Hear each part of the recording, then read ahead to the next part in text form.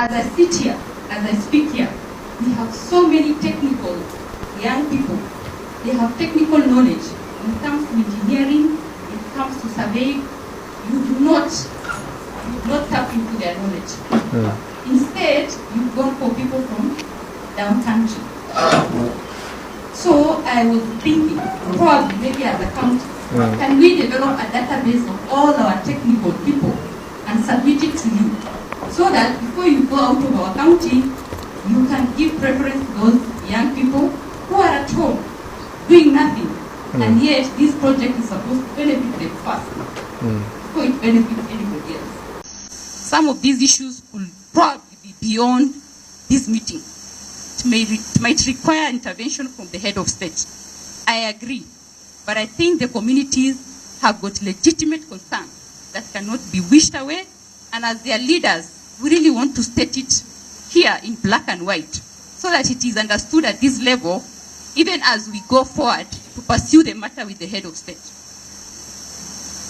On compensation, Commissioner, compensation has got its rightful procedure that must be followed, so that we get everything right to the level of who should be compensated and how they should be compensated and what should be compensated. But that was not done. Up to this point in time, we keep hearing that there is a Gazette notice of 1974 that indicates that there was a road reserve on this matter. But nobody has ever produced it. Nobody has ever produced it. Secondly, we moved from Gazette notice because it can't be produced. We were taken to claim of a reservation was made. This is coming from Kenya. A reservation was made. Well and good. Reservation of 12 meters. As a community, we have no problem with those 12 meters. But the issue that cannot be ignored is the fact that Kenya requires more meters, around 48 meters more, that cannot be ignored in regard to compensation to the community. And that is where due process was not undertaken. Because for such project to happen, and there is a requirement of, in this case, 48 more meters, then there needed to be a procedure to acquire land. Commissioner, that was not done. It was just brushed away. And even as we stand here, Kenya, NLC is not ready to revisit that matter. Reason, we don't know. On compensation again, the comparable. Make me understand why 7 years ago, for Nuno Modogashe, a square kilometer was paid 600 Kenya shillings. And 8 years later, for Isiolo, the same square kilometer, we are paying 250 shillings. Make me understand. Even in the law of natural justice, where is justice there? And if we raise this matter, we are told the budget was never made available. We can't go back to that discussion. But these are the issues that continues to bedevil this project. It will not go on unless we address it. So let's just be very honest with each other. Get the basics right, even if it's not in this meeting, even if it requires us to go to the head of state. Governor, kindly lead us on that. Just give an explanation to the community why they are getting 250 when 8 years ago their brothers and sisters on the other side of the road were getting 600 shillings. I mean, why they are getting 250? And why due process was not followed for their land to be acquired procedurally, for it to be titled and adjudicated for compensation.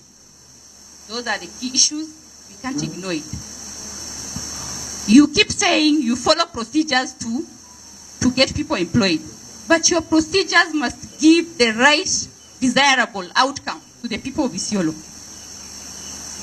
If it's not giving us 70-30%, then it's not the correct procedure. If it's not taking up our locals who are skilled, then it's not the right procedure. And I want to agree with Mheshimiwa Gule. He clearly said let's have an audit of whom you've employed and from where. Section of those acts. Now they are making a lot of noise, hula-baloos around, thinking that people can forget. They are the source and cause of the problem which the people who are residing in that corridor are facing now. When the county government of Isiolo was doing adjudication in 2018, the same fellas. Same what? Members of the parliament, the senator who is now the senator for Isiolo by then was a senator. She was the one who was leading onslaught on adjudication for Isiolo people. As we are speaking, the people adjudicated their land in 2018. They've been compensated.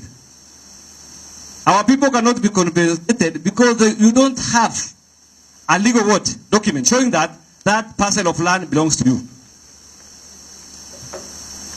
Why did you lose from that? It is because their elected representative decided to move to court and stop that process. They lost the case, and an unfortunate thing, they've moved to court of appeal to stop the adjudication again. How do you expect Isiolo people to be compensated when they don't have a legal what? Document? And when we are calling them for looking for solution to the problem which they created, they are snapping what? The same forum which is supposed to look for what? Solution. And the reason why the people elected us is not to parrot, is not to make noise, is to look for tangible solutions. That's the reason why we are elected. When you parrot and make noise there, what's the difference between you and the person who elected you? If you are crying for the help, and the person who elected you wants solution from you, where is this community heading? It is very unfortunate. And because I have secured an appointment with the president in the coming weeks, because we want to invite President to Isiolo, I hope the two leaders will join us in that meeting and assist us to push the president to make sure that this compensation of land is being done. Because I know the National Land Commission and the NLC have locked up their mind, technically. And unless we use the higher power, these things cannot be unlocked. And I hope soon we will get a solution for that.